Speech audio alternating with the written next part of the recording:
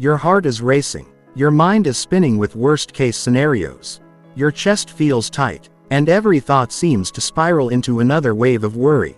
Sound familiar? If you've ever felt trapped by your own anxious thoughts, unable to find peace even in quiet moments, then what you're about to discover will change everything.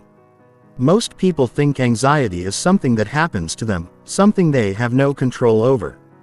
They try breathing exercises that barely work, positive thinking that feels fake, or distractions that only provide temporary relief. But here's what they don't understand. Anxiety isn't your enemy, it's a signal. And once you learn to decode that signal and work with your mind instead of against it, you'll discover something profound. You have more power over your mental state than you ever imagined. Today, we're going to explore not just how to calm your anxious mind, but how to fundamentally transform your relationship with anxiety itself. These aren't temporary fixes or surface-level techniques. This is about mastering your inner world, understanding the deeper patterns that create anxiety, and building an unshakable sense of inner calm that lasts. Chapter 1: Understanding the Anxious Mind. Before you can quiet anxiety, you must first understand what it truly is. Anxiety isn't just nervousness or worry. It's your mind's ancient alarm system designed to protect you from danger. But in our modern world, this system often becomes overactive, triggering warning signals for situations that aren't actually threatening your survival. Think of your anxious mind like a smoke detector that's become too sensitive. It's constantly going off even when there's no real fire. The problem isn't that the detector is broken. It's that it needs to be recalibrated. Your anxiety isn't a character flaw or a weakness. It's actually a sign that your mind is trying to protect you, but it's using outdated programming. The anxious mind operates on what psychologists call the negativity bias. This means your brain is naturally wired to focus on potential threats, problems, and dangers. From an evolutionary perspective, this made perfect sense. The humans who survived were the ones who were constantly scanning for predators, planning for famines, and preparing for the worst. But in today's world, this same mechanism can turn everyday situations into catastrophic scenarios in your mind. When anxiety takes hold, your brain enters what's known as the fight-flight-freeze response. Your amygdala, the brain's alarm center, hijacks your rational thinking. Blood flows away from your prefrontal cortex, the part responsible for logical thought and decision-making, and floods the emotional centers of your brain. This is why anxious thoughts often feel so overwhelming and why logic seems to disappear when you need it most. But here's what most people don't realize. This process isn't permanent and it's not uncontrollable. Your brain has something called neuroplasticity, which means it can be rewired through conscious practice and awareness. Every time you successfully calm your anxious mind, you're literally creating new neural pathways that make future calm states easier to access. The first step in mastering your anxious mind is to stop fighting it. Resistance creates more tension. Instead of trying to push away anxious thoughts, you need to develop a different relationship with them. Think of anxiety like turbulence on an airplane. The turbulence isn't dangerous to the plane, and fighting against it only makes the ride more uncomfortable. But if you can learn to remain calm within the turbulence, you maintain your power and clarity. Your anxious mind also thrives on uncertainty. It wants to know what's going to happen, when it's going to happen, and how to control every outcome. But life is inherently uncertain, and trying to control what's beyond your control is like trying to hold water in your hands. The more tightly you squeeze, the more it slips away. Learning to find peace within uncertainty is one of the most powerful skills you can develop. Most people make the mistake of trying to eliminate anxiety completely. But anxiety, like all emotions, carries information. Sometimes it's warning you about real issues that need your attention. Other times, it's simply old programming running in the background. The key is learning to distinguish between useful anxiety that's trying to help you and destructive anxiety that's holding you back. Chapter 2: The Root Causes of Mental Unrest. To truly quiet your anxious mind, you must understand what feeds it. Anxiety doesn't exist in a vacuum. It's often the result of deeper patterns, unresolved issues, and ways of thinking that have become automatic. Most people treat the symptoms of anxiety without addressing the root causes, which is why their relief is only temporary. One of the primary root causes of anxiety is perfectionism. If you're constantly setting impossibly high standards for yourself, always worried about making mistakes, or afraid of disappointing others, you're creating a perfect breeding ground for anxiety. Perfectionism is based on the illusion that you can control outcomes through effort and worry. But this creates a state of constant tension because perfection is impossible and control is largely an illusion. Perfectionist thinking often sounds like this: if I just work hard enough, plan well enough, worry enough about all the possibilities, then nothing will go wrong. But this mindset actually increases anxiety because it puts you in a constant state of hypervigilance, always scanning for potential problems and mistakes. The perfectionist mind never allows you to rest because there's always something more to improve, fix, or worry about. Another major root cause is the need for certainty and control. Your anxious mind wants guarantees. It wants to know that everything will work out, that you'll be safe, that people will approve of you, that your future is secure. But life doesn't offer guarantees. And the more you try to control what's uncontrollable, the more anxious you become. This creates a vicious cycle where uncertainty triggers anxiety, which makes you seek more control, which leads to more anxiety when control proves impossible. Many people don't realize that their anxiety is often rooted in unresolved past experiences. Your nervous system has a memory. And if you've experienced trauma, rejection, failure, or overwhelming stress in the past, your mind might be stuck in a protective mode, always expecting danger even when you're safe. This is why some people feel anxious even during good times in their lives. Their nervous system is operating based on old information that no longer applies to their current reality. The stories you tell yourself about life also create and maintain anxiety. If you believe that the world is dangerous, that people can't be trusted, that you're not good enough, or that disaster is always around the corner, your mind will constantly be on high alert. These limiting beliefs act like background programs running in your mental computer, influencing every thought and reaction you have. Social conditioning plays a huge role in anxiety as well. We live in a culture that profits from your worry. News media, social media, and advertising all thrive on keeping you in a state of fear and dissatisfaction. You're constantly bombarded with messages about threats, problems, and things you should be worried about. Over time, this external anxiety becomes internalized, and you begin to generate worry and fear, even when there's no external trigger. Another often overlooked cause is the disconnection from your body and natural rhythms. When you're constantly in your head, overthinking and analyzing, you lose touch with your body's wisdom and natural calm. Your body has its own intelligence and its own way of processing stress and emotions. But if you're always trying to solve everything mentally, you miss the healing and peace that can come from reconnecting with your physical self. Lifestyle factors also contribute significantly to anxiety. Poor sleep, too much caffeine, lack of physical movement, inadequate nutrition, and chronic stress all create a physiological environment where anxiety thrives. Your mental state isn't separate from your physical state. When your body is out of balance, your mind follows.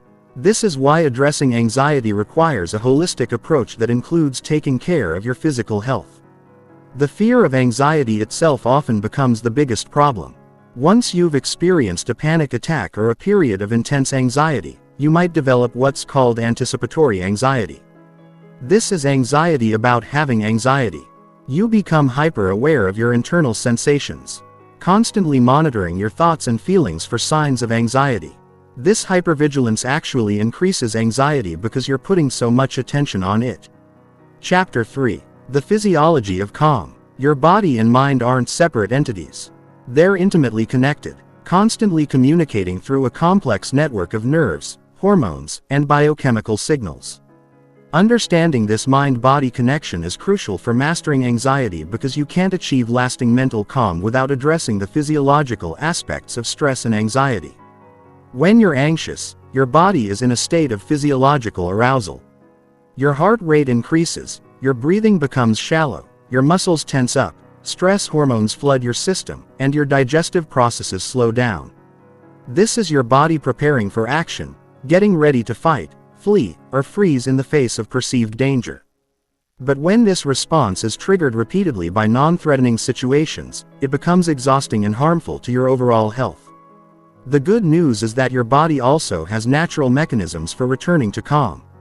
Your parasympathetic nervous system, often called the rest and digest system, is designed to bring you back to a state of relaxation and recovery. The key is learning how to activate this system intentionally rather than waiting for it to happen naturally. One of the most powerful ways to influence your physiology is through conscious breathing. Most people breathe in a way that actually increases anxiety without realizing it. Shallow, rapid breathing from the chest signals to your brain that you're in danger, which triggers more anxiety. But deep, slow breathing from your diaphragm activates the parasympathetic nervous system and sends signals of safety to your brain. The 478 breathing technique is particularly effective for calming anxiety. Breathe in through your nose for a count of 4. Hold your breath for 7 counts. Then exhale through your mouth for 8 counts. This pattern not only slows your heart rate and lowers your blood pressure, but it also gives your anxious mind something specific to focus on, interrupting the cycle of worried thoughts. Your posture also directly affects your mental state. When you're anxious, you tend to contract inward, hunching your shoulders, tightening your chest, and collapsing your spine. This closed posture actually reinforces feelings of vulnerability and helplessness. But when you consciously open your posture, stand tall, relax your shoulders, and expand your chest, you send signals of confidence and safety to your brain. Temperature can be another powerful tool for regulating your nervous system. Cold exposure, such as splashing cold water on your face or taking a cold shower, activates your vagus nerve, which is a major component of the parasympathetic nervous system. On the other hand, warmth, such as a hot bath or heating pad on your chest, can also be deeply calming and soothing to an anxious system. Progressive muscle relaxation is a technique that works with your body's natural tendency to hold tension when anxious. By consciously tensing and then releasing different muscle groups throughout your body, you teach your nervous system the difference between tension and relaxation. Start with your toes and work your way up to your head, tensing each muscle group for 5 seconds, then releasing and noticing the contrast between tension and relaxation. The food you eat directly affects your anxiety levels. Blood sugar fluctuations can trigger anxiety symptoms. So eating balanced meals with adequate protein and avoiding excessive sugar and caffeine can help maintain physiological stability. Magnesium deficiency is also linked to increased anxiety, and foods rich in magnesium such as leafy greens, nuts, and seeds can help support a calmer nervous system. Movement is medicine for anxiety. When you're anxious, stress hormones like cortisol and adrenaline build up in your system. Physical movement helps metabolize these stress chemicals and releases natural mood-boosting endorphins. You don't need intense exercise. Even gentle walking, stretching, or dancing can help discharge nervous energy and return your body to balance. Sleep is when your nervous system repairs and resets itself. Poor sleep quality or insufficient sleep makes you much more vulnerable to anxiety the next day, creating a calming bedtime routine. Keeping your bedroom cool and dark and avoiding screens before bed all support better sleep quality, which in turn supports better emotional regulation. Understanding your body's natural rhythms can also help you work with your physiology rather than against it. Most people have natural energy cycles throughout the day, and pushing against these cycles can create unnecessary stress. Learning to schedule demanding tasks during your high-energy times and allowing for rest during your low-energy times can prevent the accumulation of stress that often leads to anxiety. Chapter 4. The Power of Present Moment Awareness. One of the most profound realizations you can have about anxiety is that it cannot exist in the present moment. Anxiety is always about the future or the past. You're either worrying about what might happen or ruminating about what has already happened. But in this exact moment, right now, you are safe. This is the foundation of present moment awareness as a tool for calming anxiety. Your anxious mind is like a time traveler that's forgotten how to come home. It's constantly projecting into future scenarios, most of which will never happen, or replaying past events that can't be changed. But your life is only happening right now in this present moment. Every moment you spend anxious about the future or the past is a moment stolen from the only time you actually have any power. Now, present moment awareness isn't about positive thinking or trying to convince yourself that everything is fine. It's about learning to anchor your attention in the reality of what's actually happening right now rather than the stories your mind creates about what might happen or what has happened. This is a skill that must be developed through practice. Like learning to play an instrument or speak a new language. The breath is one of the most powerful anchors to the present moment because it's always happening now. You cannot breathe in the past or future. You can only breathe in this moment. When you notice your mind spinning with anxious thoughts, gently bring your attention back to your breath. Feel the air entering and leaving your nostrils. Notice the rise and fall of your chest and belly. This isn't about breathing in any special way. It's about using the breath as an anchor to pull you back from mental time travel into the present reality. Your 5 senses are also gateways to the present moment. When anxiety starts to build, consciously connect with what you can see, hear, smell, taste, and touch right now. Look around and really notice colors, shapes, and textures. Listen to the sounds in your environment without trying to change or judge them. This sensory awareness brings you immediately into the present because your senses can only perceive what's happening now. The practice of naming and labeling can also help interrupt anxious thinking patterns. When you notice anxiety arising, simply say to yourself, "I notice I'm having anxious thoughts." Or, "I notice my mind is time traveling again." This creates a bit of space between you and the anxiety. You're not the anxiety. You're the awareness that notices the anxiety. This subtle shift can be incredibly powerful because it reminds you that you are not your thoughts. Mindfulness meditation is essentially training in present moment awareness. You don't need to sit on a cushion for hours or achieve some special state of consciousness. Mindfulness can be practiced anywhere, anytime. It's simply the practice of noticing when your mind has wandered away from the present and gently bringing it back. Every time you do this, you're strengthening your ability to stay grounded in reality rather than getting lost in mental stories. The anxious mind loves to ask what-if questions. What if this happens? What if that goes wrong? What if I fail? But present moment awareness responds with what is actually happening right now. What do I actually know to be true in this moment? What can I actually perceive with my senses right now? This shift from hypothetical worry to present reality is profoundly calming. Body awareness is another powerful form of present moment practice. Your body is always in the present moment. It cannot be anywhere else. When you bring attention to physical sensations, the weight of your body in your chair, the feeling of your feet on the ground, the temperature of the air on your skin, you automatically come into the now. Your body becomes an anchor that keeps you from drifting into anxious mental waters.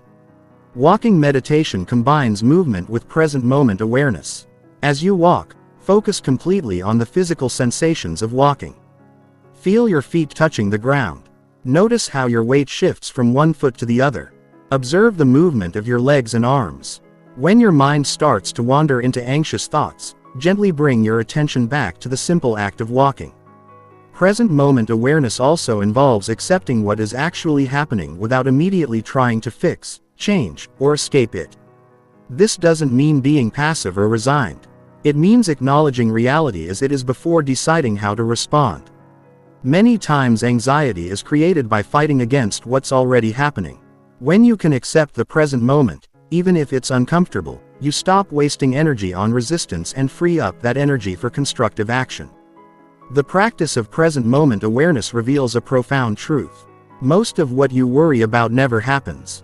And the things that do happen are rarely as catastrophic as your anxious mind predicted. When you stay present, you see clearly, respond appropriately, and maintain your natural intelligence and wisdom. You realize that you can handle whatever actually comes your way much better than your anxious mind believes. Chapter 5. Rewiring Anxious Thought Patterns. Your thoughts are not facts, but they feel like facts when you're anxious. The anxious mind has a way of making worst-case scenarios seem not just possible but inevitable. It takes small problems and magnifies them into catastrophes. It takes uncertain situations and fills in the blanks with fearful predictions. But these thought patterns aren't hardwired into your brain. They're habits that can be changed through conscious awareness and practice. Understanding cognitive distortions is the first step in rewiring anxious thought patterns. These are systematic ways that your anxious mind twists reality to confirm its fears. All or nothing thinking is one common pattern where everything is either perfect or a complete disaster with no middle ground. Catastrophizing is another pattern where your mind jumps immediately to the worst possible outcome. Mind readating involves assuming you know what others are thinking about you. Usually something negative. Fortunetelling is predicting the future.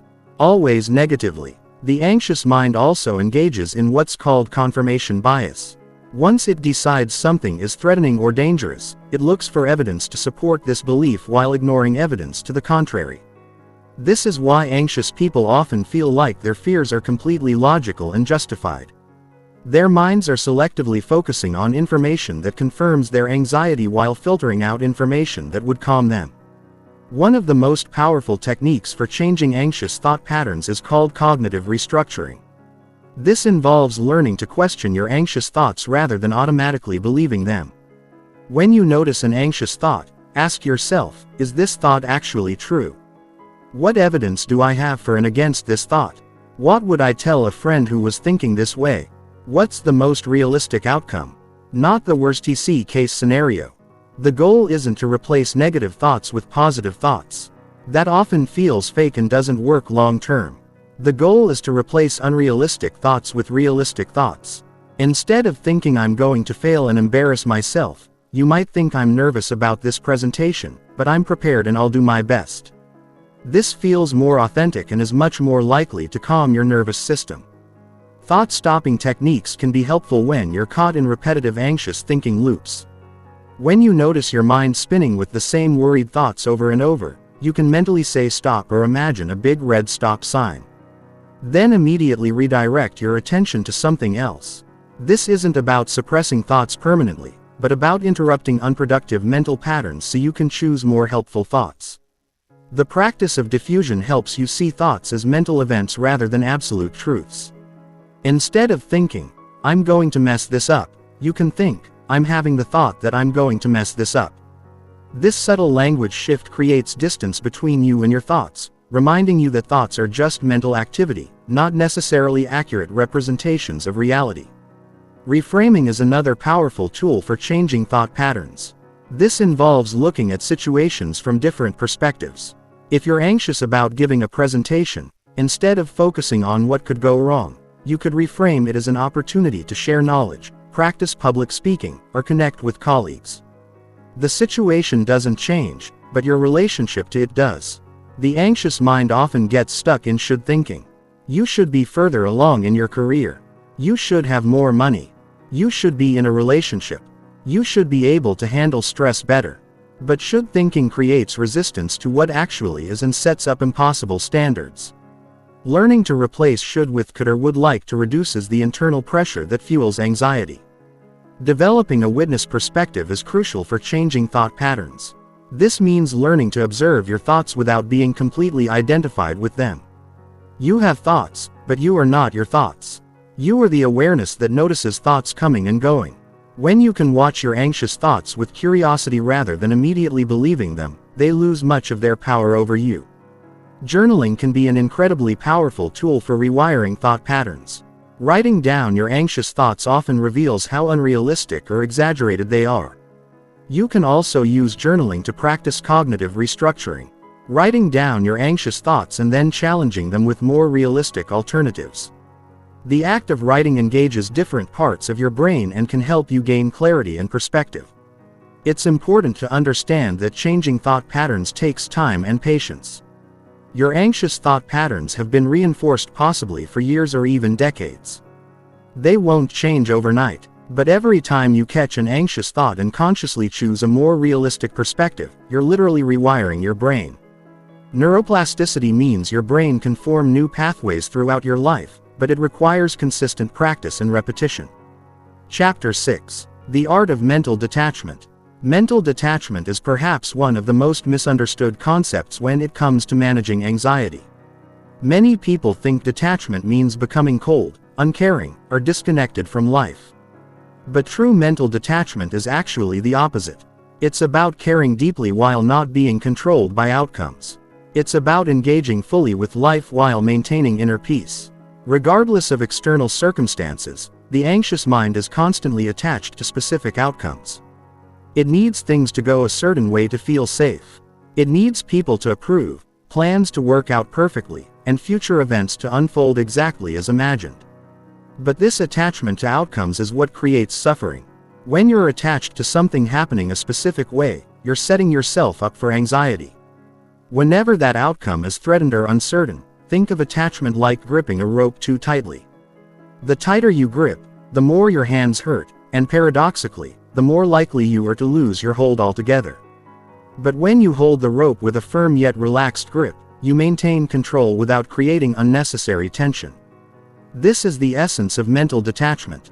You care about things. You work toward goals. You love people. But you don't grip so tightly that you create suffering for yourself. Detachment begins with understanding the difference between preference and attachment. A preference is wanting something to happen while being okay if it doesn't. An attachment is needing something to happen to feel okay about yourself or your life. When you have a preference, you can work toward what you want while maintaining inner peace. When you have an attachment, your peace depends on getting what you want, which means you're constantly vulnerable to anxiety. One of the most powerful forms of detachment is outcome independence.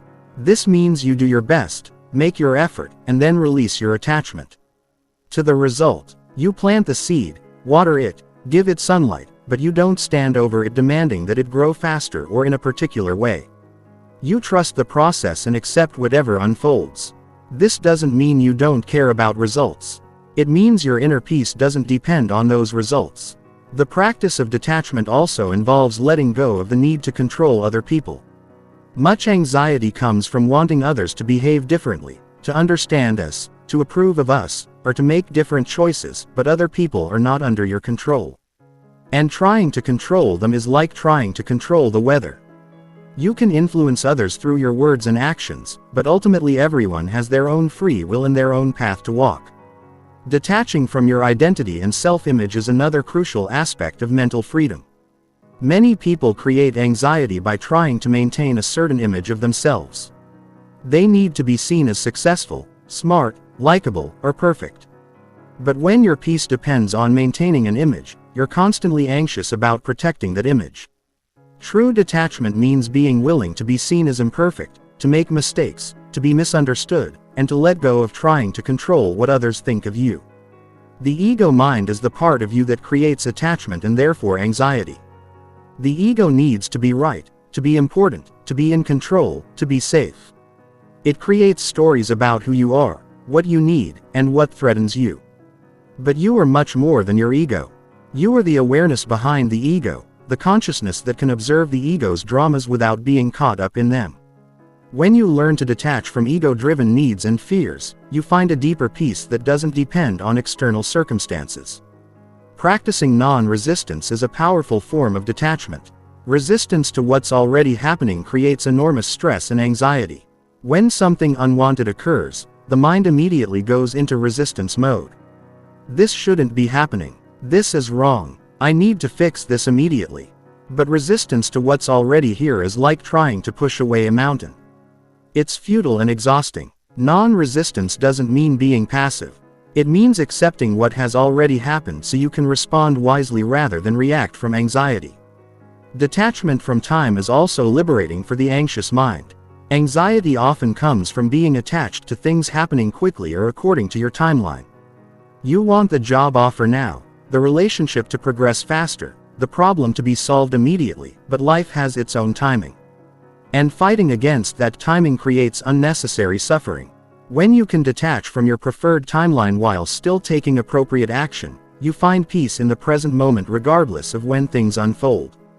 The practice of surrender is closely related to detachment. Surrender doesn't mean giving up or being passive. It means releasing the illusion of control and trusting that you can handle whatever comes. It means doing your best and then surrendering the outcome to forces beyond your control. This surrender actually empowers you because you stop wasting energy trying to control the uncontrollable and focus that energy on what you can actually influence. Detachment also involves letting go of the need for certainty. The anxious mind craves certainty and becomes distressed when faced with the unknown. But life is inherently uncertain, and trying to create artificial certainty through worry, overplanning, or control only creates more anxiety. When you can become comfortable with uncertainty, when you can embrace the unknown as an adventure rather than a threat, you free yourself from one of anxiety's primary fuel sources. The ultimate form of detachment is letting go of the attachment to being free from anxiety itself. Many people become anxious about their anxiety, creating a secondary layer of suffering. They need their anxiety to go away to feel okay about themselves. But this creates a paradox. The more you need anxiety to disappear, the more anxious you become about having anxiety. True freedom comes when you can be okay with occasional anxiety. When you can accept it as a temporary visitor without making it mean something terrible about you or your life. Chapter 7. Creating Inner Safety and Security. Much of anxiety stems from a fundamental feeling of unsafety in the world. Your nervous system is constantly scanning for threats, and if it doesn't feel safe, it will remain in a state of hypervigilance that manifests as anxiety. Creating inner safety isn't about making the world completely safe, which is impossible, but about developing an unshakable sense of security that comes from within rather than depending on external circumstances. Inner safety begins with self-trust. When you trust yourself to handle whatever comes your way, you feel less need to control external circumstances or worry about future scenarios.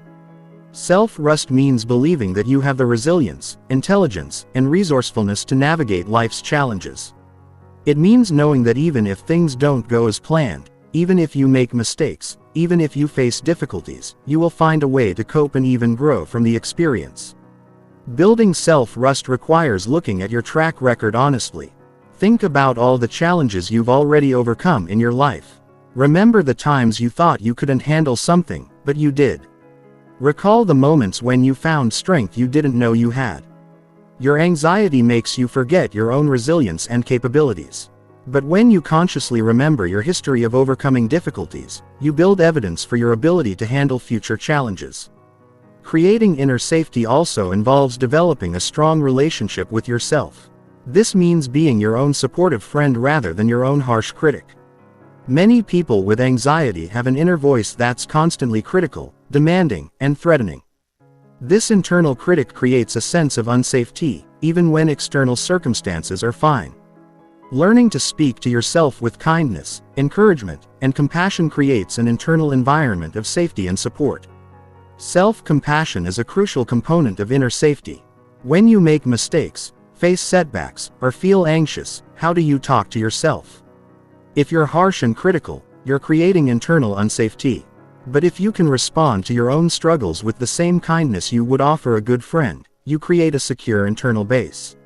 Self-compassion doesn't mean making excuses or avoiding responsibility. It means treating yourself with basic human kindness while still working toward growth and improvement. Establishing healthy boundaries is another essential aspect of creating inner safety. Boundaries protect your energy, time, and emotional well-being. When you don't have clear boundaries, you're constantly vulnerable to other people's demands, moods, and emergencies. This creates chronic stress because you never feel like you have control over your own life. Healthy boundaries allow you to be generous and caring while still protecting your own needs and well-being. Physical safety practices also contribute to inner security. This includes taking care of your body through proper nutrition, adequate sleep, regular exercise, and avoiding substances that increase anxiety. It also means creating safe physical environments where you can relax and recharge. Your living space, work environment, and the places you spend time all affect your sense of safety and security. Financial security, while not always completely controllable, can significantly impact your sense of inner safety. This doesn't mean you need to be wealthy, but having some financial cushion and planning can reduce anxiety about survival needs. Creating a budget, building an emergency fund, and developing multiple income streams all contribute to a sense of security that allows your nervous system to relax. Spiritual or philosophical beliefs can also provide a foundation of inner safety. Whether you believe in a higher power, the fundamental goodness of the universe, or simply the resilience of the human spirit, having some framework that provides meaning and hope can be deeply comforting to an anxious mind. This doesn't require formal religion. It simply means having some beliefs that help you feel connected to something larger than your individual worries and fears. Developing practical life skills increases your confidence and sense of security. The more capable you feel in handling daily life challenges, the less anxious you'll be about facing new situations. This might include communication skills, problem-solving abilities, technical skills, or emotional intelligence. Every skill you develop is like adding another tool to your toolkit, making you feel more prepared for whatever life brings. Creating supportive relationships is crucial for inner security. Humans are social beings, and having people you can trust, rely on, and share your struggles with provides a safety net that reduces anxiety.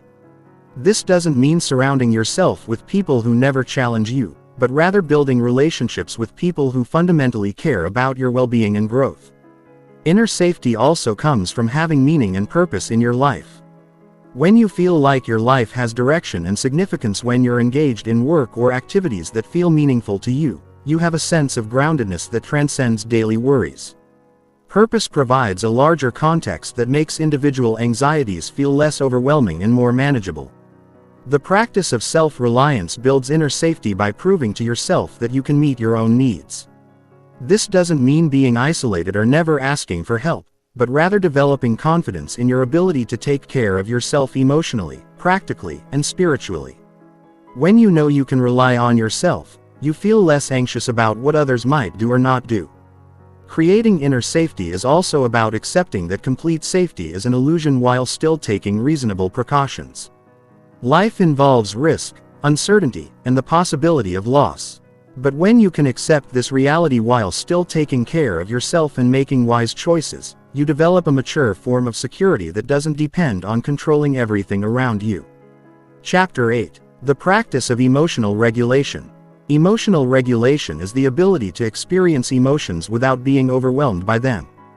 It's the skill of feeling your feelings while still maintaining your center, your clarity, and your ability to respond wisely rather than react impulsively. For people with anxiety, learning emotional regulation is essential because anxiety is fundamentally an emotional experience that can hijack your entire system if you don't know how to work with it skillfully. Understanding the nature of emotions is the first step in learning to regulate them. Emotions are temporary experiences like weather patterns moving through your inner sky. They arise, peak, and naturally subside if you don't interfere with the process. Anxiety becomes problematic when you either resist it so strongly that it gets stuck, or when you get so caught up in it that you lose perspective. Learning to let emotions flow through you naturally while maintaining your center is the key to emotional regulation. The RAIN technique is a powerful method for working with difficult emotions like anxiety. RAIN stands for recognize, allow, investigate, and non-attachment. First, you recognize what you're feeling without immediately trying to fix or change it. Then, you allow the emotion to be present without resistance. Next, you investigate the emotion with curiosity, noticing where you feel it in your body and what thoughts accompany it. Finally, you practice non-attachment, observing the emotion without being completely identified with it. Somatic awareness is crucial for emotional regulation because emotions are felt in the body as much as they're experienced mentally. Anxiety might show up as tightness in your chest, a knot in your stomach, tension in your shoulders, or a racing heart. Instead of trying to think your way out of these sensations, learning to breathe into them, relax around them, and let them be present without fighting them often allows them to release naturally. The window of tolerance is a concept that describes your optimal zone of arousal where you can think clearly and respond appropriately. When anxiety pushes you outside this window, you either become hyperaroused, feeling overwhelmed and panicky, or hypoaroused, feeling numb and disconnected. Learning to recognize when you're moving outside your window of tolerance and having techniques to bring yourself back is essential for emotional regulation. Grounding techniques help you return to your window of tolerance when emotions become overwhelming. The 5-4-3-2-1 technique is simple and effective. Notice 5 things you can see, 4 things you can touch, 3 things you can hear, 2 things you can smell, and 1 thing you can taste. This brings you back into your body and the present moment, interrupting the anxiety spiral and helping you regain your center. Breathing techniques are fundamental tools for emotional regulation. The physiological sigh, where you take a deep inhale followed by a second smaller inhale then a long exhale, is particularly effective for calming the nervous system. This pattern of breathing activates the parasympathetic nervous system and helps shift you out of fight-or-flight mode into a calmer state. The practice of titration involves working with small amounts of difficult emotions rather than being overwhelmed by the full intensity. If you're feeling very anxious, instead of trying to process all of it at once, you can focus on just a small part of the sensation, breathe with it, let it soften, and then gradually work with more. This prevents emotional overwhelm while still allowing you to process and release stuck emotions. Emotional granularity is the ability to distinguish between different emotional states with precision. Instead of just feeling anxious or bad, you might recognize that you're feeling specifically worried about a work presentation, disappointed about a canceled plan, and excited about a future opportunity all at the same time. This precision helps you respond more appropriately to each specific emotion rather than being overwhelmed by a general sense of distress. The practice of pendulation involves consciously moving your attention between the challenging emotion and a resource or pleasant sensation. If you're feeling anxious, you might notice the anxiety in your chest and then shift your attention to the feeling of your feet firmly planted on the ground. Moving back and forth between distress and resource helps your nervous system learn that it can handle difficult emotions without being completely overwhelmed. Self-soothing skills are practical techniques you can use to comfort yourself when emotions feel intense. This might include taking a warm bath, listening to calming music, holding a soft object, using aromatherapy, or any other activity that helps your nervous system settle. Having a toolkit of self-soothing techniques means you don't have to depend on other people or external circumstances to help you regulate your emotions. Cognitive reappraisal is the practice of changing how you think about a situation to change how you feel about it. This isn't about positive thinking or denying reality, but about finding more balanced and realistic ways to interpret events. Instead of thinking this presentation will be a disaster, you might think this presentation is challenging, but I'm prepared and I can handle whatever happens. The practice of opposite action involves doing the opposite of what your emotion is urging you to do when that action wouldn't be helpful. If anxiety is telling you to avoid a social situation that's actually important to you, you might choose to attend anyway, but with extra self-care and support. This helps you build confidence in your ability to act wisely even when you're feeling emotional. Distress tolerance skills help you get through difficult emotional periods without making them worse through impulsive actions. This might include distraction techniques, intense physical exercise to discharge emotional energy, or activities that provide a sense of accomplishment and mastery. The goal isn't to avoid emotions forever, but to have ways to cope with intense emotions without being overwhelmed by them. Chapter 9. Transforming Fear into Wisdom. Fear and anxiety often masquerade as protectors, but they can also be profound teachers. If you know how to listen to their deeper messages instead of seeing fear as an enemy to be conquered, you can learn to transform it into wisdom that guides you toward greater authenticity, courage, and growth. This transformation requires shifting from being a victim of your fears to becoming a student of what they're trying to teach you. Every fear contains information about what matters to you. If you're afraid of public speaking, it might reveal how much you value others' respect and approval. If you're anxious about financial security, it shows how much you value stability and the ability to care for yourself and others. Instead of just trying to eliminate these fears, you can extract the wisdom they contain about your values, priorities, and areas where you might need to develop more skills or confidence. Fear often points toward your growing edge, the areas where you're ready to expand, but haven't yet built confidence. If you're afraid of starting your own business, it might indicate that entrepreneurship is actually calling to you, but you need to develop more skills, knowledge, or self-trust. When you can see fear as a compass pointing toward growth rather than a wall blocking your path, it becomes a valuable guide rather than an obstacle. The practice of fear inventory involves examining your fears with curiosity rather than judgment. Make a list of your most persistent fears and for each one ask yourself, what is this fear trying to protect me from? What does this fear say about what I value? If I weren't afraid of this, what would I do differently? What skills or knowledge would help me feel more confident in this area? This process transforms fear from a vague, overwhelming feeling into specific information you can act upon. Many fears are actually outdated protection mechanisms that served you at one time but are no longer helpful. Perhaps you developed social anxiety as a child to protect yourself from rejection or criticism. But now this same protection is preventing you from forming meaningful relationships or advancing in your career. Learning to thank these old protections for their service, while consciously choosing new, more appropriate responses is part of transforming fear into wisdom. Fear often reveals limiting beliefs that need to be examined and updated. If you're afraid of failure, you might discover underlying beliefs like, "I'm only valuable if I succeed," or "making mistakes means I'm incompetent." When you can identify and question these limiting beliefs, you can replace them with more empowering and realistic beliefs that support your growth rather than holding you back.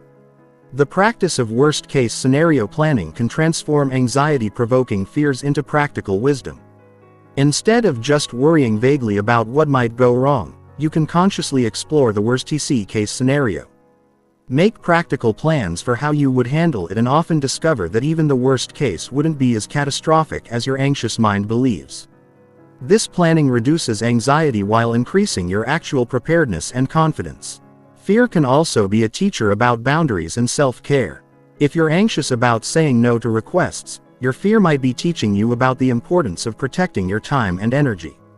If you're afraid of conflict, your fear might be pointing toward the need to develop better communication skills and the courage to stand up for your values. When you can see fear as information about what you need rather than proof of your weakness, it becomes a valuable ally. Transforming fear into courage is an ongoing practice rather than a one-time achievement. Courage isn't the absence of fear. It's feeling the fear and taking wise action anyway. Every time you feel afraid but take a step forward, you're building your courage muscle. You're proving to yourself that you can handle uncertainty, discomfort, and the possibility of failure or rejection. The practice of gradual exposure can help you transform specific fears into confidence and wisdom. Instead of trying to overcome a fear all at once, you can expose yourself to increasingly challenging versions of what you're afraid of, building confidence gradually. If you're afraid of public speaking, you might start by speaking up more in small meetings, then giving presentations to colleagues, then speaking to larger groups. Each step building on the confidence gained from the previous one. Fear can also teach you about the difference between real dangers that require caution and imaginary dangers created by your mind. Learning to distinguish between rational fears that serve your safety and irrational fears that limit your growth is a crucial life skill. This discernment allows you to take appropriate precautions when needed while not being paralyzed by unfounded worries. The shadow work aspect of fear transformation involves examining the parts of yourself that you've rejected or hidden out of fear. Often we're afraid of being seen as too ambitious, too sensitive, too different, or too powerful. But these rejected aspects often contain gifts and strengths that we need to reclaim. Transforming fear means integrating these shadow aspects and embracing more of who you truly are. Fear of death, whether conscious or unconscious, underlies many other fears and anxieties. When you can make peace with the reality of mortality, many smaller fears lose their power over you. This doesn't mean becoming morbid or depressed, but rather accepting death as a natural part of life that gives meaning and urgency to how you choose to live. This acceptance can free you to take meaningful risks and live more authentically. The transformation of fear into wisdom is ultimately about developing trust in life itself and in your ability to navigate whatever comes your way. This trust isn't naive optimism that nothing bad will ever happen, but rather a mature confidence that you can handle life's challenges with grace. Learn from difficulties and find meaning and growth even in adversity. This trust allows you to live more openly and courageously, using fear as a guide rather than being controlled by it. Chapter 10. Building unshakable mental resilience. Mental resilience is your ability to bounce back from adversity, adapt to change, and maintain your inner stability even when life becomes challenging. It's not about avoiding difficulties or pretending everything is fine when it's not. True resilience is about developing the mental, emotional, and spiritual strength to navigate life's inevitable ups and downs while maintaining your sense of purpose, hope, and inner peace. Resilience begins with accepting that challenges, setbacks, and difficulties are a natural part of life rather than signs that something is wrong with you or your life. Many people increase their suffering by believing that life should be easy, that they should be able to avoid major problems, or that having difficulties means they're doing something wrong. But resilient people understand that challenges are inevitable and often necessary for growth and development. One of the foundations of resilience is developing what psychologists call a growth mindset rather than a fixed mindset. A fixed mindset believes that your abilities, intelligence, and character are static traits that can't be changed. This creates anxiety because every challenge becomes a test of your fixed worth. A growth mindset, on the other hand, believes that abilities can be developed through effort, learning, and persistence. This mindset makes challenges feel like opportunities for growth rather than threats to your identity. Building resilience requires developing multiple sources of strength and support rather than depending on just one area of your life for your sense of security and identity. If your entire sense of worth depends on your career success, you'll be devastated by professional setbacks. If your happiness depends entirely on one relationship, you'll be vulnerable when that relationship faces difficulties. Resilient people cultivate diverse sources of meaning, connection, and fulfillment so that challenges in one area don't destroy their overall well-being. Mental flexibility is a crucial component of resilience. This means being able to adapt your strategies, beliefs, and approaches when circumstances change. Rigid thinking increases anxiety because it assumes things should always work the same way. Flexible thinking allows you to adjust your expectations and methods based on new information and changing circumstances. This flexibility reduces anxiety because you're prepared to adapt rather than demanding that life conform to your fixed expectations. The practice of reframing challenges as opportunities is central to building resilience.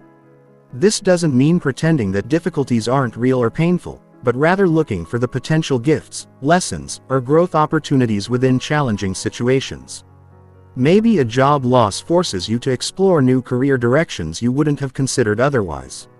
Maybe a health challenge teaches you to prioritize self-care and appreciate your body in new ways.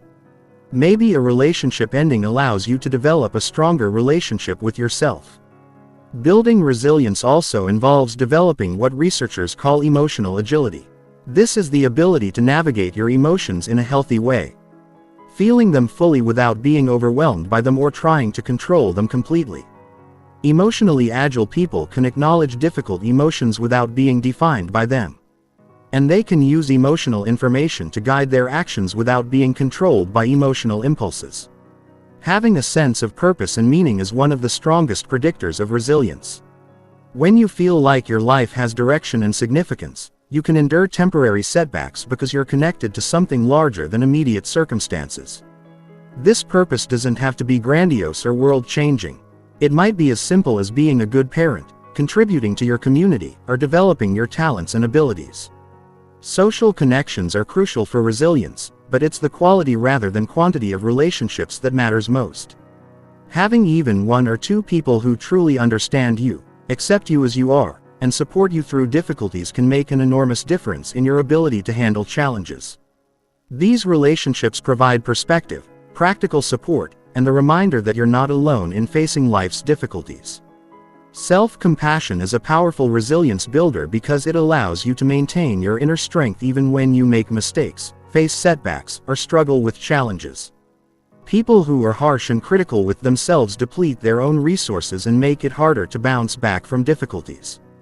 But when you can treat yourself with the same kindness you would offer a good friend, you maintain the inner resources needed for resilience and recovery. Physical resilience supports mental resilience because your mind and body are interconnected systems. Regular exercise, adequate sleep, proper nutrition, and stress management practices all contribute to your overall capacity to handle challenges. When your body is strong and healthy, your mind has more resources available for dealing with mental and emotional difficulties. The practice of building small resiliences prepares you for larger challenges. Every time you handle a minor setback with grace, overcome a small fear, or persist through a temporary difficulty, you're building evidence of your resilience and developing the skills you'll need for bigger challenges. These small victories accumulate into a sense of confidence and capability that serves you well when major difficulties arise. Learning from adversity is what transforms challenging experiences into wisdom and strength. Resilient people don't just survive difficulties. They extract meaning, insights, and growth from them. They ask themselves what they learned about themselves, what strengths they discovered, what skills they developed, and how they can use this experience to help themselves or others in the future. Building resilience also involves developing what Viktor Frankl called responsibility. The ability to choose your response to any situation regardless of the circumstances. You can't always control what happens to you, but you always have some choice in how you respond. This sense of choice and agency is fundamental to resilience because it reminds you that you have power even in difficult situations. Chapter 11. Advanced Visualization for Mental Mastery. Visualization is far more than just positive thinking or wishful imagination. It's a powerful neurological tool that can literally rewire your brain to experience calm instead of anxiety. When you visualize with the right techniques, you're activating the same neural networks that would fire if you were actually experiencing the calm, confident state you're imagining. This isn't metaphysical theory, it's neuroscience in action. The key to effective visualization for anxiety mastery lies in understanding that your brain cannot distinguish between a vividly imagined experience and a real one. When you visualize yourself handling a challenging situation with complete calm and confidence, your brain begins to encode this as an actual memory. You're literally programming new neural pathways that support calm responses rather than anxious reactions. Most people make the mistake of trying to visualize being anxiety-free, which actually reinforces the focus on anxiety. Instead, focus your visualization on the specific state you want to cultivate. See yourself feeling grounded, centered, and naturally confident. Feel the sensations in your body of being completely at ease. Notice how you breathe when you're calm, how you carry yourself when you feel secure, how you speak when you're confident. The most powerful visualizations engage all of your senses, not just your visual imagination. When you're creating your calm state in your mind, don't just see it, feel it in your body, hear the sounds of your calm breathing. Smell the environment around you. Even taste the relaxation in your mouth. The more sensory detail you include, the more real the experience becomes to your nervous system. Advanced visualization also involves creating what neuroscientists call future memories. This means visualizing yourself successfully handling anxiety-provoking situations so vividly and repeatedly that your brain begins to treat these visualized experiences as actual memories of success. When you encounter similar situations in real life, your brain references these positive memories instead of defaulting to anxiety patterns. One particularly effective technique is called the sanctuary visualization. In your mind, create a perfect place of safety and calm. This might be a beautiful natural setting, a cozy room, or even an imaginary space that feels completely secure. Make this place incredibly detailed and real in your imagination. Then practice going to this sanctuary in your mind. Whenever you feel anxiety beginning to build, your brain will begin to associate this mental space with immediate calm and relaxation. The rehearsal visualization technique involves mentally practicing successful outcomes for specific anxiety-provoking situations. If you have a job interview coming up, don't just visualize getting the job. Visualize the entire experience of feeling calm, confident, and authentic during the interview. See yourself walking in with confidence, breathing easily, speaking clearly, and connecting genuinely with the interviewer. Feel the sensations of being completely at ease in your body. Transformation visualization goes deeper by helping you visualize yourself as someone who naturally embodies calm and confidence. Instead of seeing calm as something you achieve occasionally, visualize it as your natural state. See yourself as someone who meets life's challenges with grace, who breathes easily in stressful situations, who naturally maintains perspective during difficulties. This type of visualization begins to shift your core identity from someone who struggles with anxiety to someone who naturally embodies peace. The technique of reverse visualization can be surprisingly powerful for anxiety mastery. Instead of visualizing the positive outcome, you visualize yourself handling the worst-case scenario with complete calm and wisdom.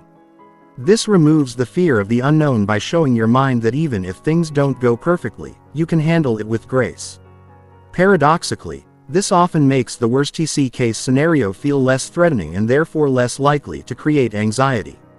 Energy visualization involves working with the subtle sensations and energy patterns in your body during visualization.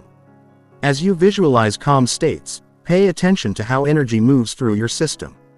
Notice areas where you feel expansion, warmth, or flowing sensations. Learn to direct this calm energy to areas of your body that tend to hold tension or anxiety. This creates a bridge between mental visualization and somatic healing. The practice of embodied visualization means not just seeing yourself as calm, but literally feeling the physical sensations of calmness while you visualize.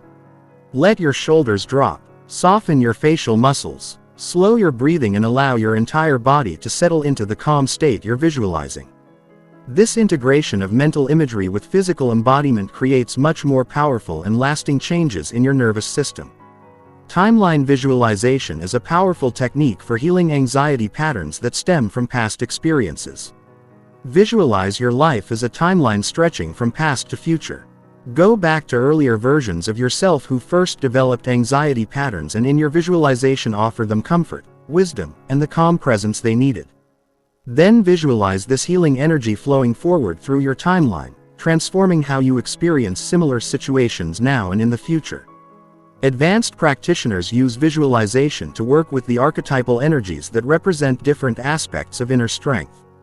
You might visualize yourself embodying the energy of a wise elder who has seen many challenges and remained unshaken, or a peaceful warrior who meets difficulties with courage and calm, or a nurturing parent who provides safety and comfort to the anxious parts of yourself. These archetypal visualizations tap into deeper sources of strength and wisdom. The practice of environmental visualization involves creating mental images of spaces and environments that naturally support calm states. You might visualize yourself in a peaceful forest where every breath brings deeper relaxation, or by a calm lake where the stillness of the water reflects your inner peace. Or in a comfortable room filled with warm light and the energy of safety.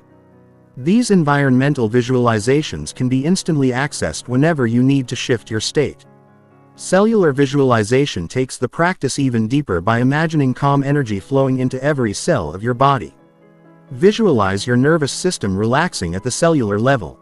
See stress hormones being replaced by calm-inducing neurotransmitters. Imagine your DNA itself encoding patterns of peace and resilience. This level of visualization works with the deepest levels of your biological system to create lasting transformation. The integration of visualization with affirmation creates a powerful synergy for rewiring anxious patterns. As you visualize your calm, confident state, repeat affirmations that support this new identity. I am naturally calm and centered. I handle life's challenges with grace and wisdom. Peace is my natural state. The combination of vivid imagery with affirming language accelerates the rewiring process. Visualization can also be used preventatively by imagining yourself maintaining calm in situations that haven't occurred yet but that you know trigger anxiety for you.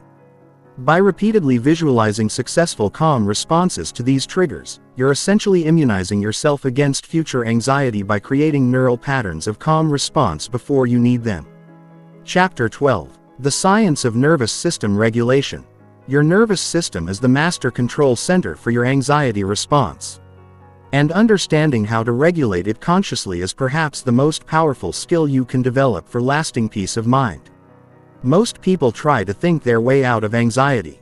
But anxiety lives in your nervous system, not just in your thoughts. When you learn to regulate your autonomic nervous system, you gain control over anxiety at its source. The autonomic nervous system has two main branches that work in opposition to each other. The sympathetic nervous system is your accelerator. It activates when you perceive threat or danger, preparing your body for fight, flight, or freeze responses. The parasympathetic nervous system is your brake. It activates rest, digest, and recovery processes. Anxiety occurs when your sympathetic system is chronically activated and your parasympathetic system isn't able to bring you back to baseline calm. Understanding polyvagal theory revolutionizes how you work with anxiety because it reveals that you actually have three states of nervous system activation. Not just two. The ventral vagal state is your zone of safety and social connection. When this system is active, you feel calm, open, and able to connect with others easily. The sympathetic state is your mobilization response. Fight or flight. The dorsal vagal state is your shutdown response. When threat feels overwhelming, this system activates to help you survive through disconnection and numbness. Most anxiety occurs when you're stuck in sympathetic activation or cycling between sympathetic and dorsal states without accessing the ventral vagal state of safety and connection.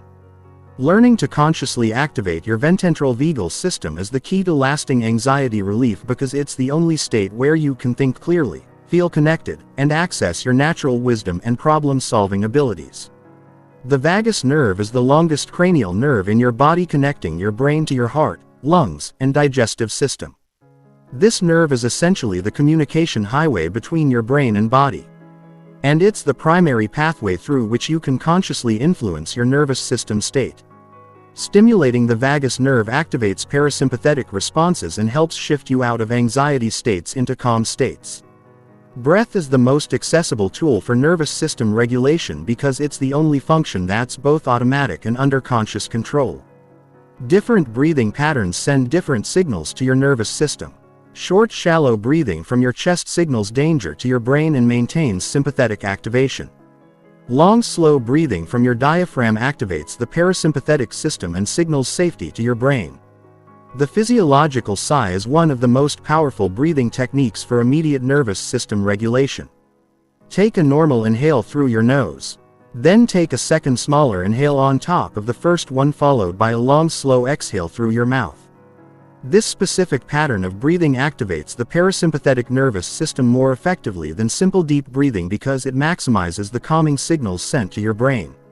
Heart rate variability is another key factor in nervous system regulation. When you're anxious, your heart rate becomes rigid and predictable. But when you're calm and resilient, your heart rate varies naturally in response to your breathing and other factors. You can improve your heart rate variability by practicing coherent breathing at a rate of about 5 breaths per minute, which synchronizes your heart rate with your breathing rhythm. Cold exposure is a powerful tool for building nervous system resilience because it trains your system to stay calm under stress. When you expose yourself to cold water or air, your sympathetic nervous system activates, but if you can maintain slow, controlled breathing and mental calm during the exposure, you're training your system to remain regulated even when activated.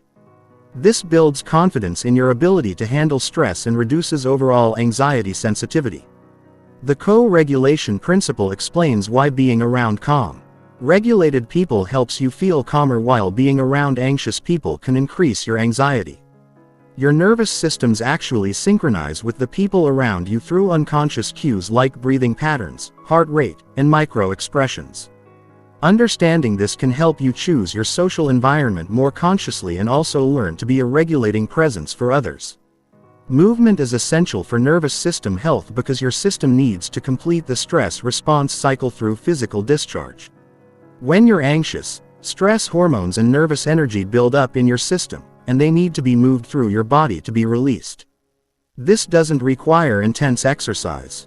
Gentle shaking, stretching, walking, or dancing can all help discharge excess activation and return your system to baseline calm. The window of tolerance concept describes the zone where your nervous system can handle stress without becoming overwhelmed or shutting down. When you're within your window of tolerance, you can think clearly, feel your emotions without being overwhelmed, and respond appropriately to situations. Learning to recognize when you're moving outside this window and having techniques to return to it is crucial for managing anxiety. Progressive muscle relaxation works directly with your nervous system by teaching your body the difference between tension and relaxation. When you consciously tense and then release muscle groups throughout your body, you're not just relaxing your muscles, you're sending signals through your nervous system that it's safe to let go and relax. This practice helps reset your baseline level of physical tension. Sound and vibration can be powerful tools for nervous system regulation because your vagus nerve responds to certain frequencies and vibrations. Humming, singing, chanting, or listening to specific types of music can activate parasympathetic responses. The vibration of humming in particular stimulates the vagus nerve directly and can quickly shift your nervous system state from activation to calm. Touch and pressure can also regulate your nervous system through what's called the mammalian calming response. Gentle, slow touch or deep pressure activates your parasympathetic system, which is why activities like massage, weighted blankets, or even self-touch, like placing your hand on your heart, can be immediately calming. Understanding how to use touch as a nervous system regulation tool gives you another accessible way to shift your state. Temperature regulation affects your nervous system state because your body's thermoregulation is closely connected to your autonomic nervous system. Being too hot can increase anxiety and activation, while being too cold can trigger shutdown responses. Finding your optimal temperature range and using warmth or coolness strategically can support nervous system regulation. The practice of nervous system tracking involves developing awareness of your internal state throughout the day.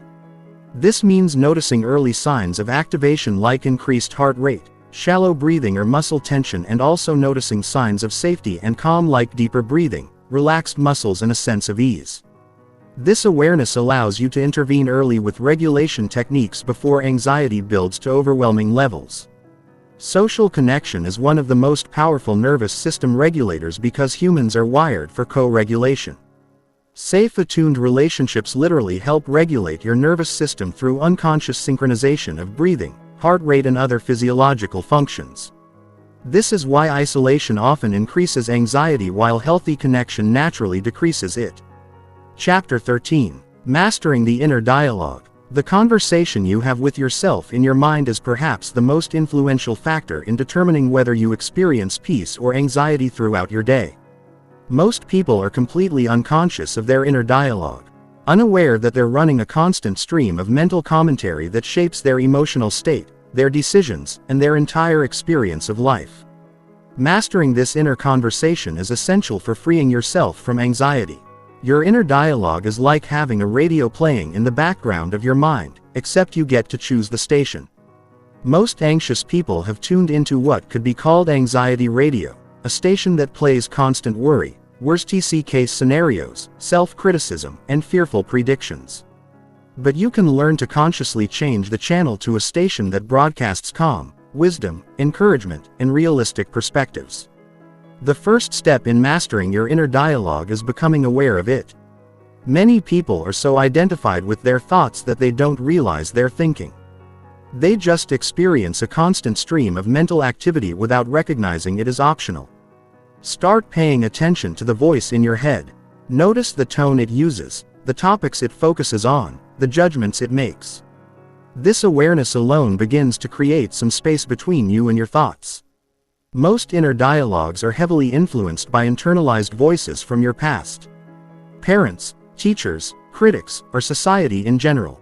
You might recognize your mother's worried voice warning you about dangers, your father's critical voice pointing out your flaws, or a teacher's harsh voice telling you you're not good enough. These internalized voices often masquerade as your own thoughts, but they're actually old programming that you can consciously update.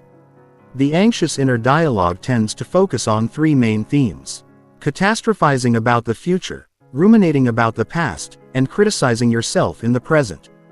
It asks questions like, what if something terrible happens? Why did I do that stupid thing? And what's wrong with me? These patterns of thinking maintain and amplify anxiety. By keeping your mind focused on problems, threats, and inadequacies. Learning to redirect your inner dialogue requires conscious effort and practice, like learning to play a new instrument. When you notice anxious thoughts arising, you can consciously choose to shift the conversation. Instead of, what if I fail? You might think, I'm prepared and I can handle whatever happens. Instead of, I always mess things up, you might think, I'm learning and growing from this experience. The quality of questions you ask yourself internally has enormous power over your emotional state. Anxious thinking asks disempowering questions that focus on problems and threats. Wise thinking asks empowering questions that focus on solutions and possibilities. Instead of why does this always happen to me, ask what can I learn from this situation. Instead of what if it doesn't work out, ask how can I best prepare and then trust the process. Developing a compassionate inner voice is crucial for anxiety mastery. Many people speak to themselves more harshly than they would ever speak to their worst enemy. This internal harshness creates a state of chronic stress and self-attack that fuels anxiety. Learning to speak to yourself with the same kindness and encouragement you would offer a dear friend creates an internal environment of safety and support. The practice of conscious self-talk involves deliberately choosing thoughts that support your well-being rather than automatically believing whatever thoughts arise. This doesn't mean lying to yourself or denying reality, but rather choosing thoughts that are both true and helpful. Instead of "I can't handle this," you might choose "This is challenging, but I have resources and I can learn as I go." Reframing techniques help you find more balanced and realistic ways to interpret situations. The anxious mind tends to interpret ambiguous situations in the most threatening way possible, while the calm mind looks for multiple possible interpretations. If someone doesn't return your text message, instead of immediately thinking "they must be angry at me," you could think "they might be busy" or "they might not have seen it yet." The inner critic is often the loudest voice in the anxious inner dialogue, constantly pointing out your flaws, mistakes, and inadequacies. Learning to recognize this voice and consciously choose not to engage with it is liberating. You can thank your inner critic for trying to protect you by pointing out potential problems, but let it know that its services are no longer needed in the same way they might have been when you were younger. Developing an inner wise voice or inner mentor can transform your relationship with challenging situations. This voice speaks from a place of maturity, compassion, and perspective. It might sound like a wise grandparent, a trusted teacher, or simply your own voice speaking from your highest wisdom. This voice can offer comfort during difficult times, guidance when you're unsure what to do, and perspective when you're caught up in temporary problems. The practice of thought stopping can interrupt repetitive anxious thinking patterns. When you notice your mind spinning in familiar, anxious loops, you can mentally say "stop" or imagine a big red stop sign. Then consciously redirect your attention to something else. This technique works best when combined with immediately focusing on something positive or engaging rather than just trying to create a mental vacuum. Internal boundaries are as important as external boundaries for mental health. This means learning to say no to thoughts that don't serve you. Just as you would learn to say no to people or activities that don't serve you, you don't have to believe every thought that arises in your mind. And you don't have to follow every mental suggestion your anxious mind offers. The practice of mental rehearsal involves using your inner dialogue to prepare for challenging situations in a positive way. Instead of rehearsing all the things that could go wrong, you can mentally rehearse handling situations with calm, confidence, and skill. This positive mental rehearsal literally programs your nervous system for success and reduces anxiety about upcoming challenges. Developing multiple perspectives is a powerful antidote to the tunnel vision that anxiety creates. When you're anxious, you tend to see situations from only one angle, usually the most threatening one, but every situation can be viewed from multiple perspectives. You can consciously practice asking yourself, "How else could I look at this situation? What would someone I admire think about this? How will this matter in 5 years?" The inner dialogue of gratitude is one of the most powerful tools for shifting from anxiety to peace. Regularly directing your inner conversation toward appreciation for what's going well in your life. What you've learned from challenges and what you have to look forward to literally rewires your brain for positivity. This doesn't mean ignoring problems, but rather balancing problem awareness with appreciation for the good in your life. Creating affirmations that feel authentic and believable can support a more positive inner dialogue. Instead of affirmations that feel fake or unrealistic, create statements that acknowledge your current reality while pointing toward growth. Something like "I am learning to handle challenges with more calm and wisdom" feels more authentic than "I never feel anxious" and is more likely to be accepted by your unconscious mind. The practice of internal cheerleading involves consciously encouraging yourself the way a good coach would encourage an athlete. This means acknowledging your efforts, celebrating small victories, offering comfort during setbacks, and maintaining belief in your ability to grow and improve. This supportive internal voice becomes a source of strength that you can access anytime, anywhere. Chapter 14. Creating lasting transformation. Temporary relief from anxiety feels good in the moment. But lasting transformation means fundamentally changing your relationship with fear, uncertainty, and challenge so that anxiety no longer has the same power over your life. This level of change requires more than just techniques and strategies. It requires a shift in your core beliefs, identity, and approach to life itself. True transformation begins with the recognition that anxiety is not your enemy, but rather a misguided protector that's trying to keep you safe using outdated methods. When you can see anxiety as a part of your internal system that means well but needs to be retrained, you can work with it more skillfully rather than fighting against it. This shift from resistance to cooperation is foundational to lasting change. Identity transformation is perhaps the most powerful level of change because your identity determines your thoughts, feelings, and behaviors more than any external technique.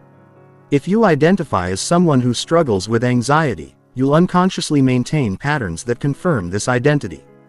But if you begin to see yourself as someone who is learning to master their inner world, you'll naturally align with thoughts and behaviors that support this new identity.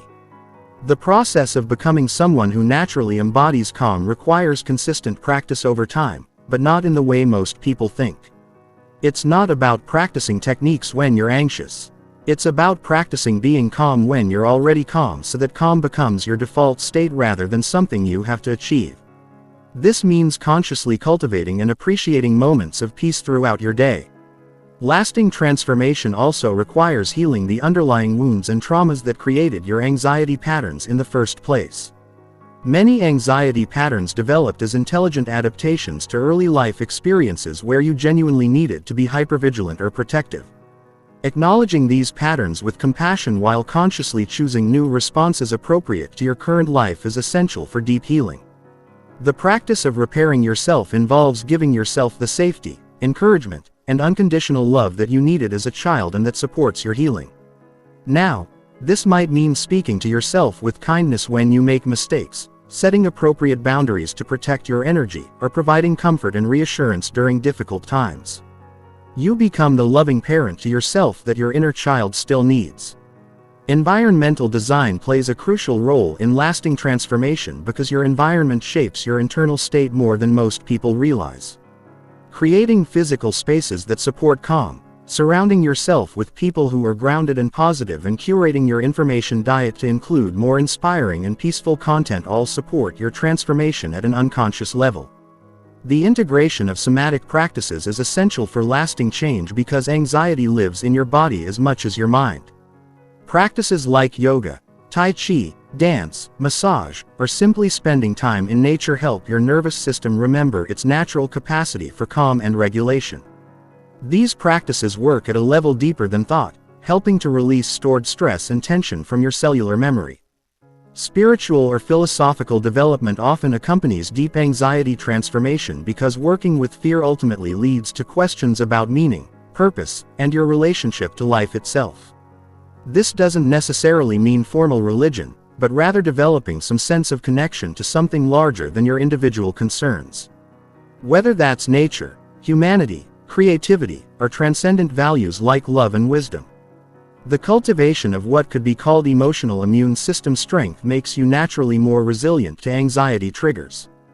Just as physical immune system strength helps you resist illness, emotional immune system strength helps you maintain your center even when exposed to stress, conflict, or uncertainty.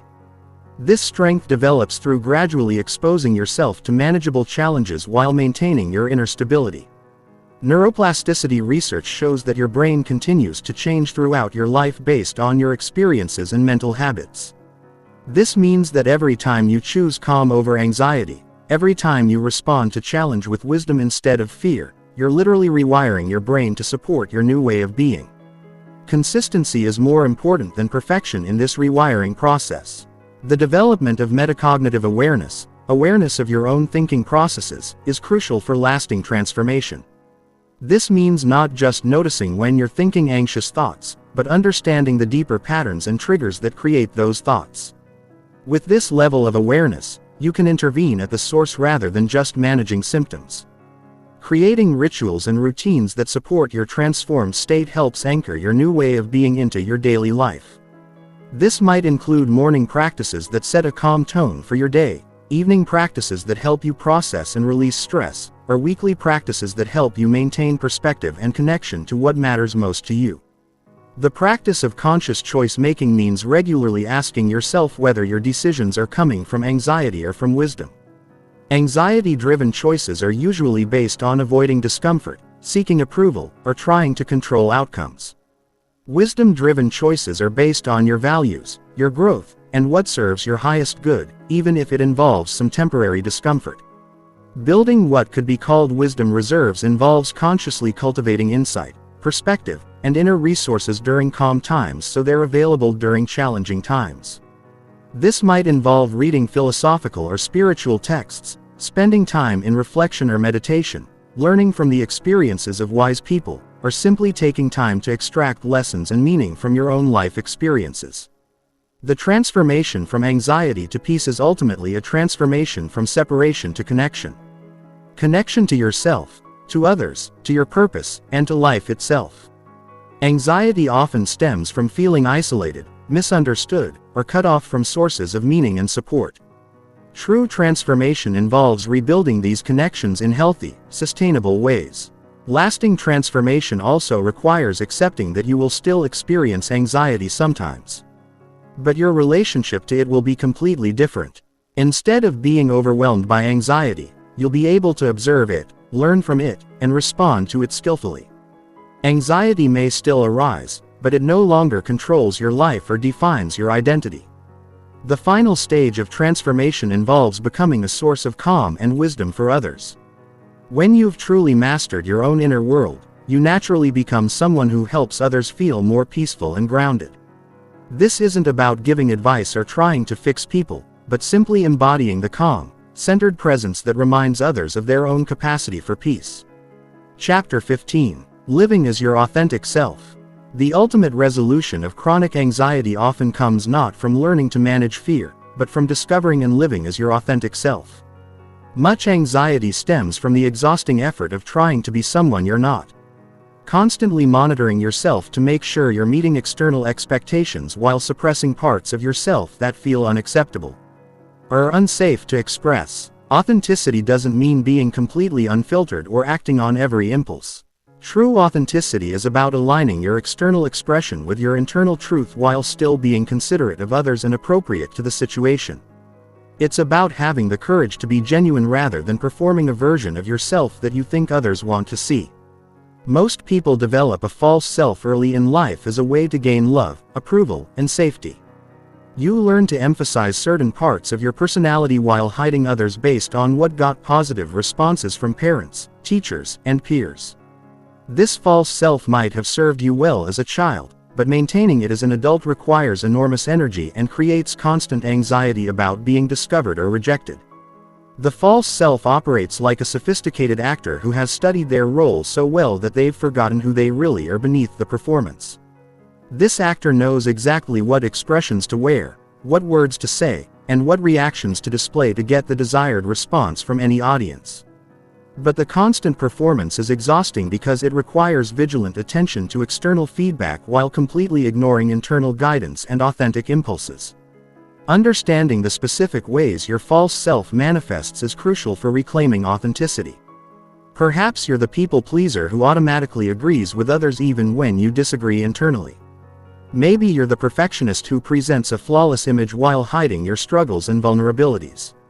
Or you might be the chameleon who adapts so completely to different groups that you've lost touch with your own preferences and opinions. The process of reclaiming your authentic self often begins with identifying the masks you wear in different situations. Notice how you act differently at work than at home, with friends than with family, with people you want to impress versus people you feel comfortable with. While some adaptability is natural and healthy, significant disconnection from your core self in different contexts is a sign that you're performing rather than being authentic. The energy cost of maintaining these different personas is enormous and often shows up as chronic fatigue, anxiety, or depression. When you're constantly code switching between different versions of yourself, you never get to rest in your natural state. It's like being a translator who must constantly convert between languages. Eventually, you lose fluency in your native tongue. Fear of rejection is often the biggest obstacle to authentic expression because your false self was created specifically to avoid rejection. But living inauthentically guarantees a particular kind of rejection. You reject yourself by not allowing your true nature to be seen or expressed. The irony is that the very strategies you use to avoid rejection often create the disconnection and emptiness that fuel anxiety. The journey toward authenticity often begins with what could be called authenticity experiments. Small low-risk ways of expressing more of your true nature.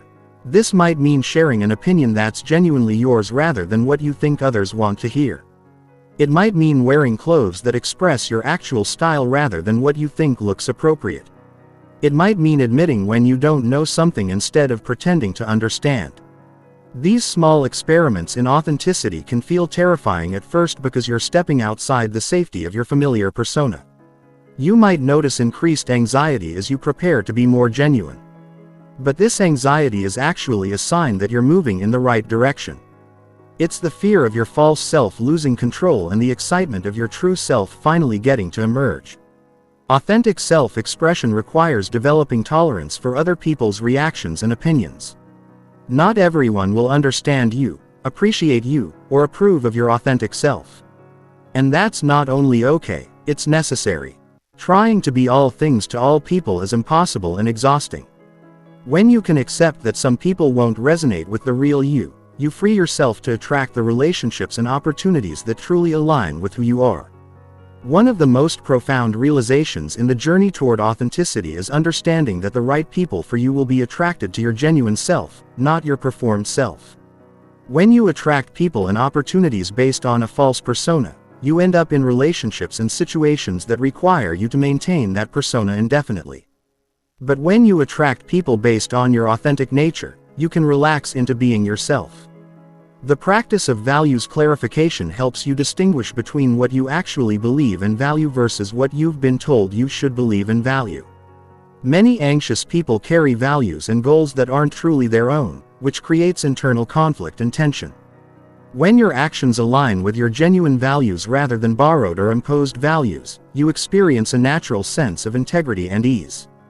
This values clarification process often involves examining the beliefs you inherited from your family, culture, or society and asking whether they actually resonate with your inner truth.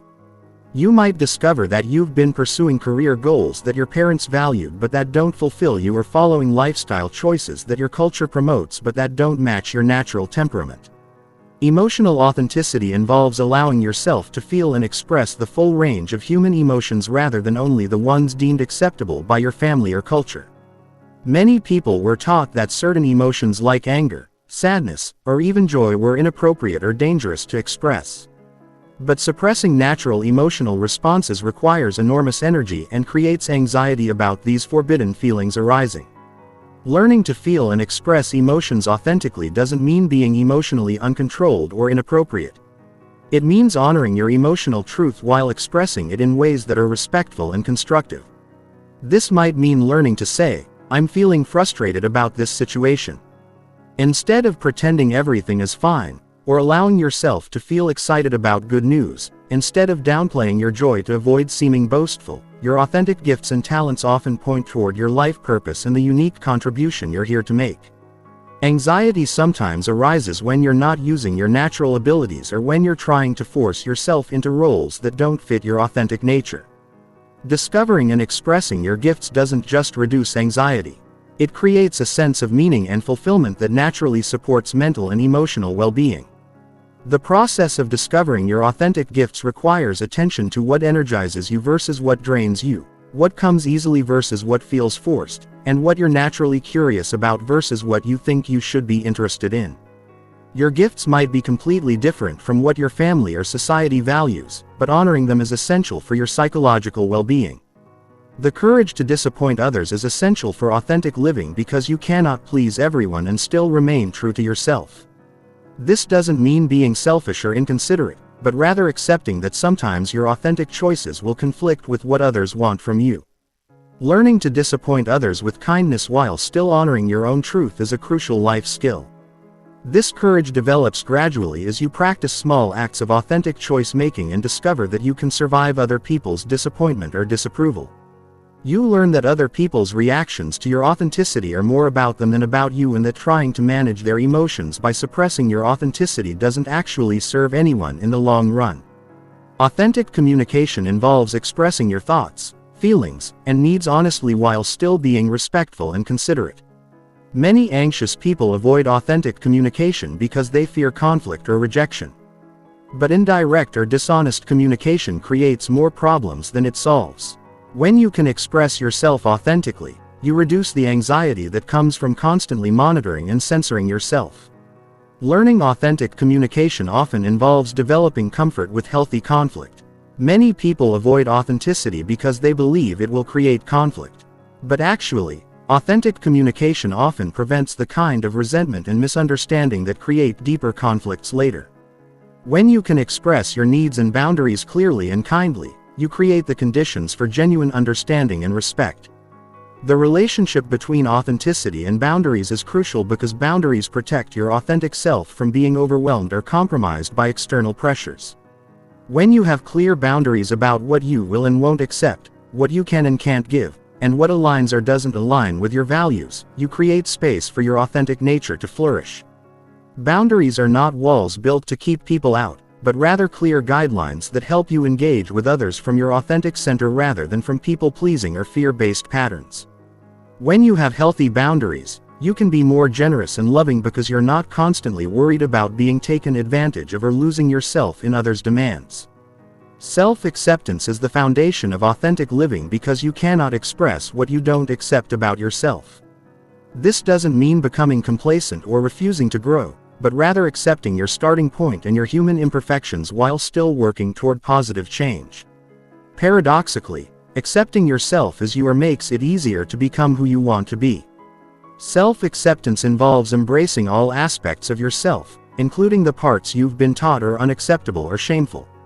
This shadow work is essential because the energy you spend hiding parts of yourself is energy that could be used for creativity, connection, and growth. When you can integrate your shadow aspects with compassion, you become more whole and naturally more authentic. Authentic living often involves what could be called divine discontent, a healthy dissatisfaction with anything in your life that doesn't align with your true nature. This discontent isn't the anxious dissatisfaction that comes from comparing yourself to others, but rather the wise recognition that certain situations, relationships, or choices don't serve your authentic expression and growth. This divine discontent serves as an internal compass, always pointing you toward greater alignment with your true self. It might manifest as restlessness in a job that doesn't utilize your gifts, longing for deeper connections in superficial relationships, or a sense of emptiness when you're living according to others' expectations rather than your own values. The process of coming home to yourself involves releasing the performance and pretense that anxiety often maintains and allowing your natural way of being to emerge. This might mean speaking more softly if that's your natural voice, taking more time to process if that's your natural pace, or expressing more enthusiasm if that's your authentic energy. It's about letting yourself be who you actually are rather than who you think you should be. This coming home process often involves grieving the parts of yourself that you abandoned or suppressed in order to fit in or survive. There may be sadness about the time lost living inauthentically, anger about the pressures that forced you to hide your true nature, or fear about fully embracing who you are. These emotions are natural and necessary parts of the authenticity journey. Authentic self-care goes beyond surface-level practices to include making choices that truly serve your well-being rather than just looking like good self-care. This might mean saying no to social obligations that drain you even if others think they're good for you, or pursuing creative projects that fulfill you even if they don't make sense to others. True self-care is about honoring your authentic needs, which might be very different from what self-care looks like for other people. Your authentic self might need more solitude, more adventure, more creative expression, more physical movement, or more intellectual stimulation than the average person. Honoring these unique needs is essential for maintaining your authentic energy and preventing the depletion that leads to anxiety. The practice of authentic decision-making involves checking in with your inner wisdom rather than just analyzing options intellectually. Your authentic self usually knows what's right for you at a level deeper than rational analysis. This doesn't mean ignoring practical considerations, but rather including your intuitive wisdom alongside logical thinking in your decision-making process. Learning to trust your inner guidance requires distinguishing between the voice of your authentic self and the voices of conditioning, fear, or social pressure. Your authentic voice usually feels calm, clear, and aligned with your values, even when it's suggesting something challenging. The voices of conditioning and fear often feel urgent, anxious, or based on should statements. Living authentically creates a natural state of inner alignment where your thoughts, feelings, and actions are all pointing in the same direction. This alignment eliminates the internal friction and contradiction that often fuels anxiety. When you're being true to yourself, there's a sense of flow and ease that supports natural calm and confidence.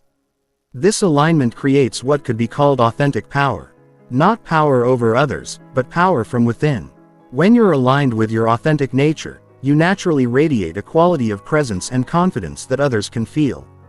This isn't the brittle confidence of the false self trying to prove something, but the quiet confidence of someone who knows and accepts who they are. The resistance to authenticity often intensifies before it subsides because your false self recognizes that its survival is threatened. You might experience increased anxiety, criticism from others who were invested in your old persona, or internal voices telling you that authenticity is selfish or dangerous. These are signs that you're making real progress, not reasons to retreat back into inauthenticity. Working with this resistance requires compassion for the parts of yourself that are afraid of change. Even positive change, your false self developed to protect you, and it's natural that it would resist being dismantled. Thanking these protective parts while gently persisting in your authenticity journey helps integrate rather than fight the resistance. The journey of authentic living is ultimately about remembering and reclaiming who you were before you learned to be someone else to survive or fit in.